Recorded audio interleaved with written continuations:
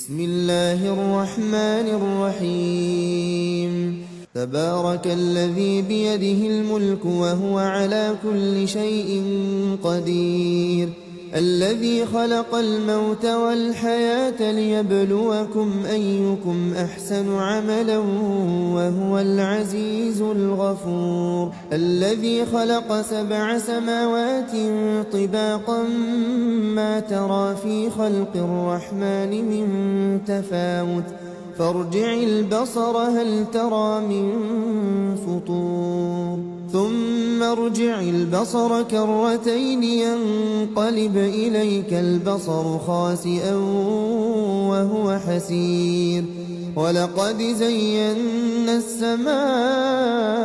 الدنيا بمصابيح وجعلناها رجوما للشياطين وأعتدنا لهم عذاب السعير وللذين كفروا بربهم عذاب جهنم وبئس المصير إذا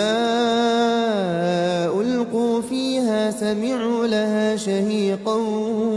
وهي تفور تكاد تميز من الغيظ كلما ألقي فيها فوج سألهم خزنتها ألم يأتكم نذير قالوا بلى قد جاءنا نذير فكذبنا وقلنا ما نزل الله من شيء إن أنتم إلا في ضلال كبير وقالوا لو كنا نسمع أو نعقل ما كنا في أصحاب السعير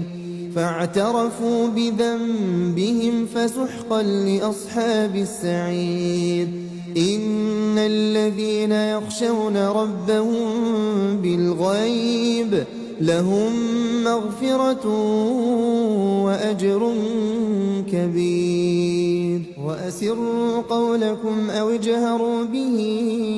إنه عليم